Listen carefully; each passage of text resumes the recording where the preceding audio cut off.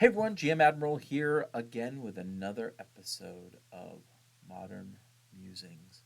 And today we're going to talk about something that I hear a lot of discussion about on Discord and on Facebook, and that is all about characters in reserve. We're going to call them reservists for this particular video. And I think what we've all started to learn as the game has matured and the new ERB set has released is that clearly Lazarus Rising is looking to give a lot of support to the reserve characters.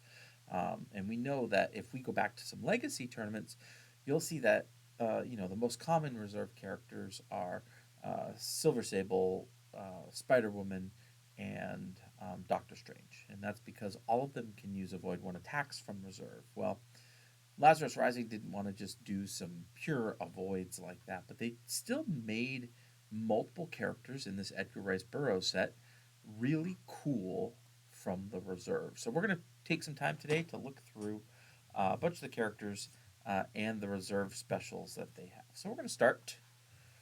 We're going to go kind of alphabetical order here. So we've got Anubis here. Anubis does not have any inherent ability, but he has 18 points, which is a fair deal. That is great for a 7 brute force.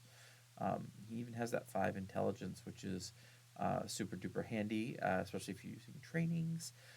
But in general, Anubis has one really key card that he can play from reserve.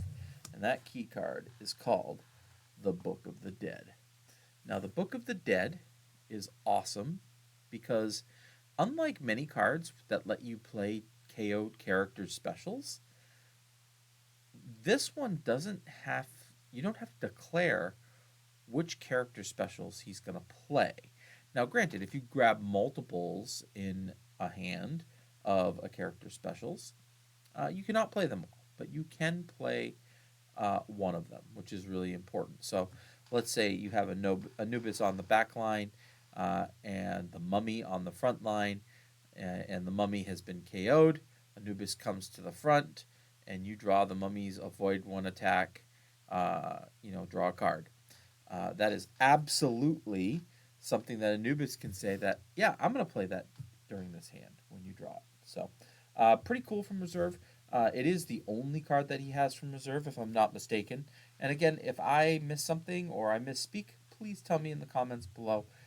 And anyone else who's watching this trying to learn information, read the comments, because some people that know this game better than me, that have played it for longer than me, will help out with comments down below. So, Anubis, pretty cool for 18 points. I'm a big fan. I would also probably put his card, his one per deck, where an opponent needs to discard all their place cards and then can't attack. That's fine to place on him because Book of the Dead, you probably don't want to be placing that on him. You're probably just going to get that right away into play if you can. So, anyway, allies help with this as well, right? You can always follow up an ally with this card. Now, the next character that we're going to talk about is Billy the Kid. Now, Billy the Kid does not have any specials that say he can play them from reserve. However, he does have this inherent ability, may play numerical special cards from reserve. So numerical special cards, are typically attacks, and they look like this. So I think this card right here makes Billy the Kid worth his 17 points 3 times over.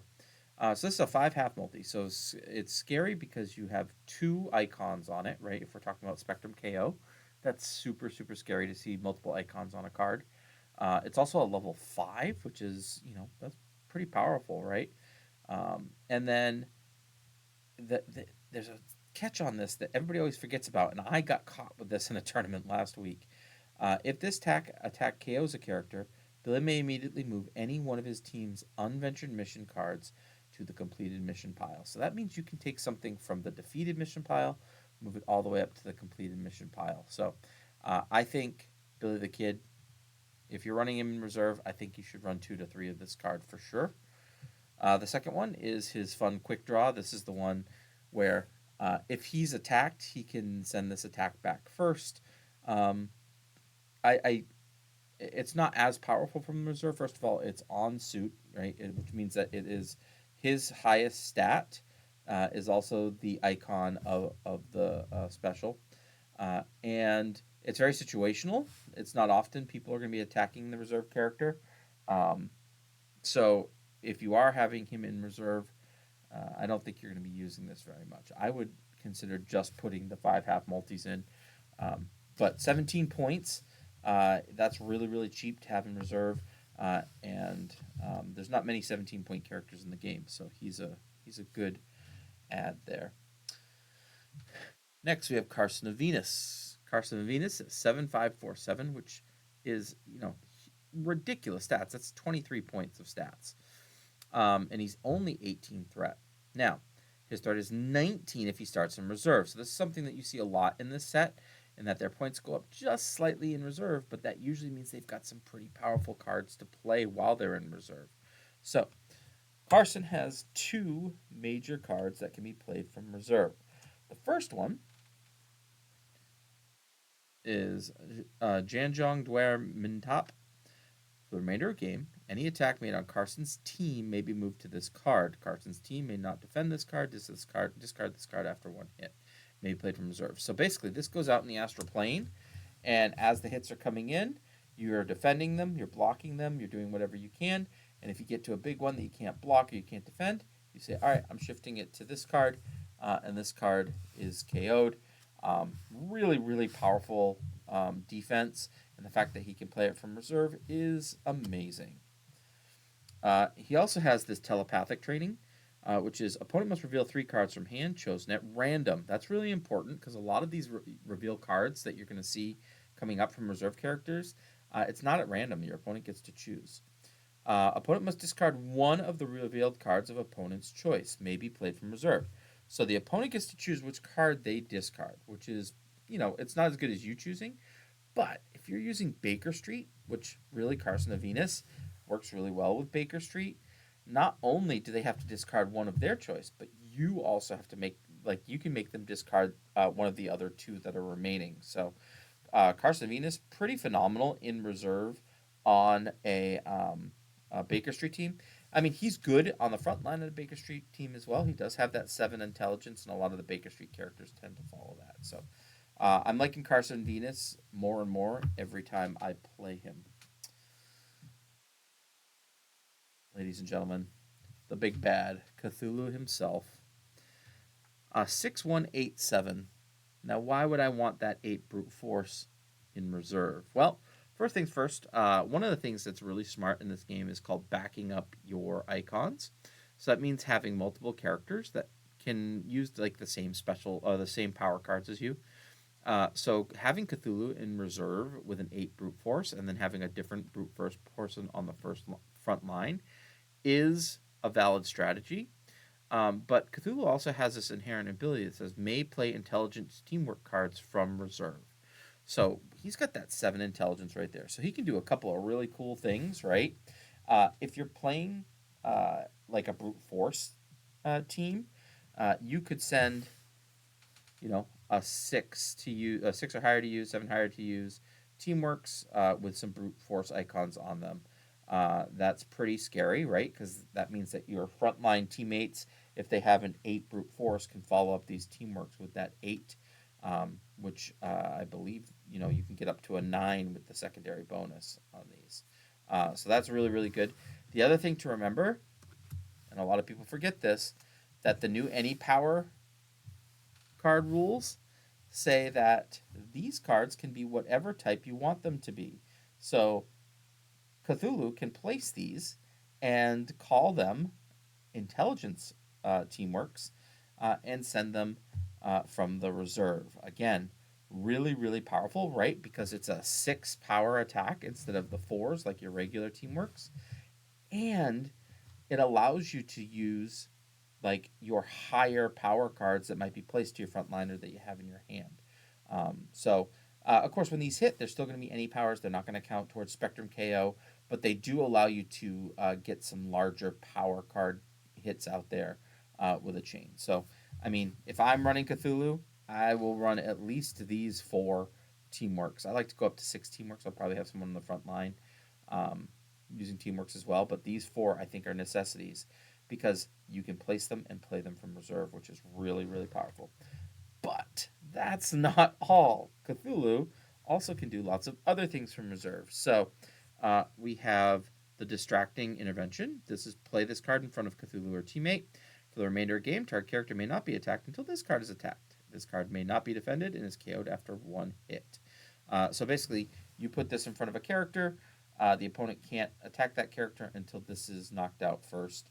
Um, Pretty powerful. It's basically like an avoid 1 attack, but what's awesome is the power card that's spent on this does not get added to venture, and that's really, really important.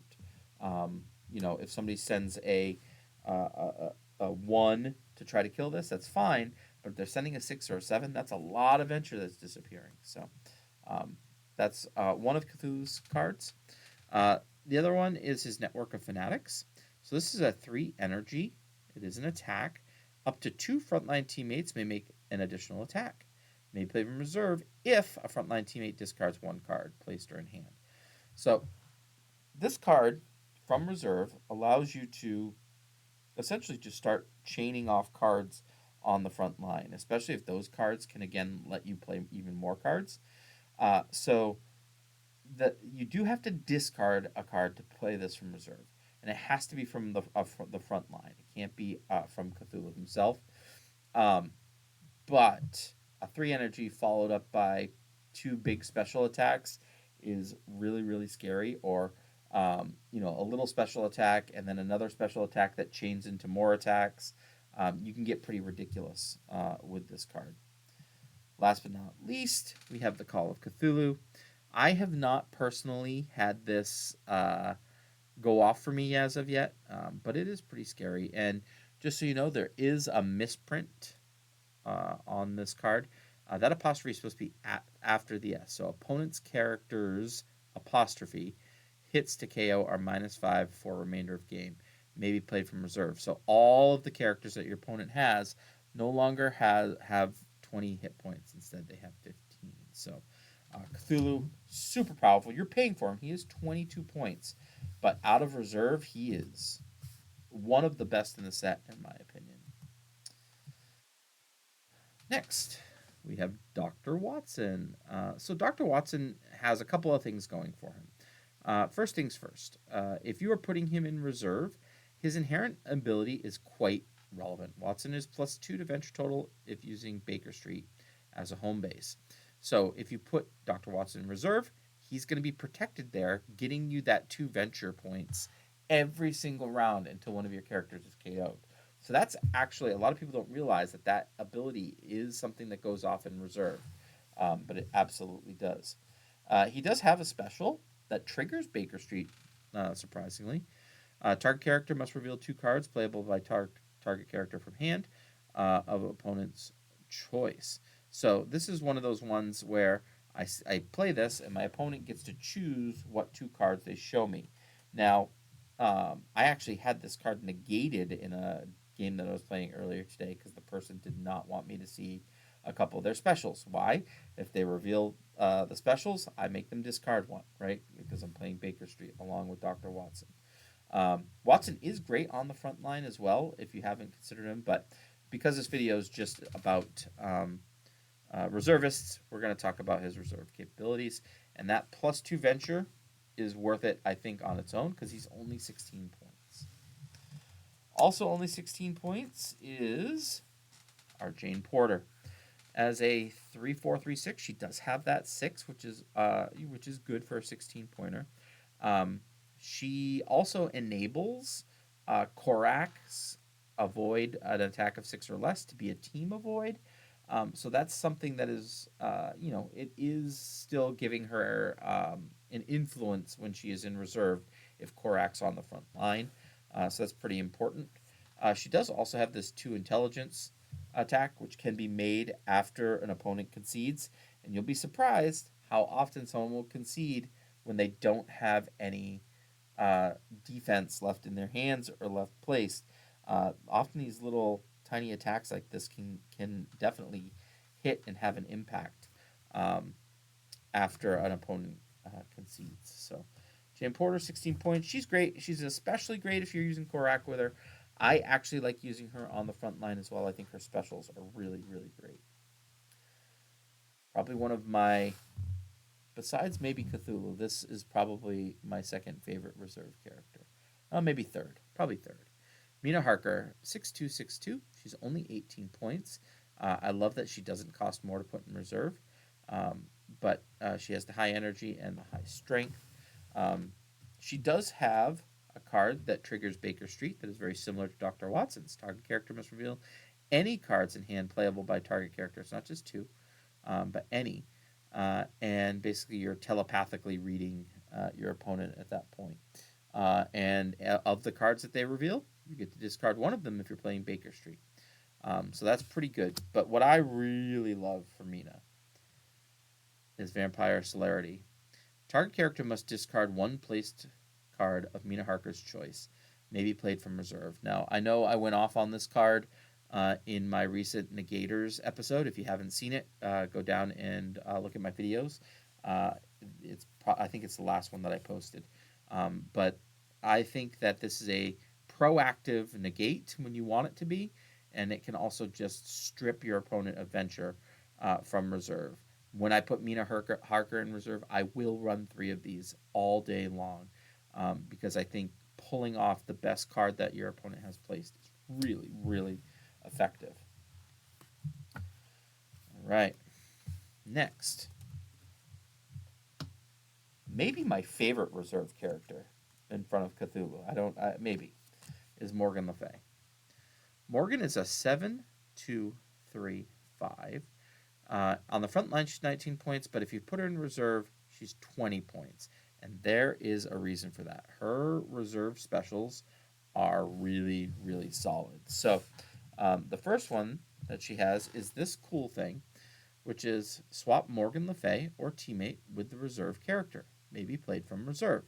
So if you know that someone is close to dying, one of your characters that you want to keep around for later in the game, you can absolutely just move them into reserve and then move Morgan Le Fay to the front.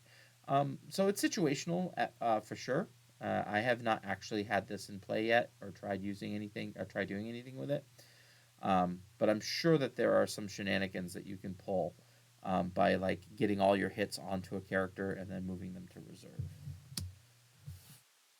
Morgan Le Fay also has remove all hits from the permanent record of Morgan Le Fay or target teammate, maybe played from reserve. So that's all hits on their permanent record. This triggers Asclepion if you're using that as a home base. The one thing you need to think about if you are using Asclepion, however, is that you will draw your card for removing all those hits, but because Morgan's the person that played this special, she would be the one that has to make the attack with Asclepion.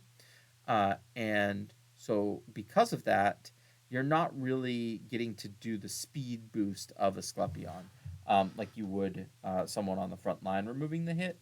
However, you're still drawing a card, which is very beneficial in this game. Love this card. And last but not least, something that is absolutely bonkers. This is Apprentice of Merlin. Negates the effect of one special card played by the opponent, may be played from reserve.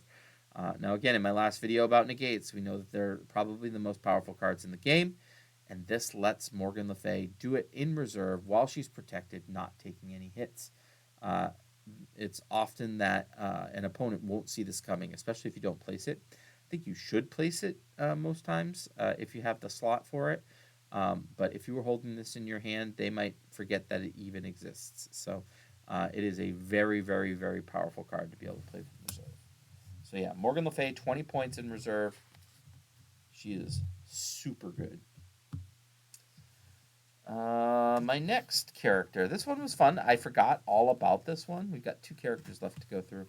And that is Tarzan.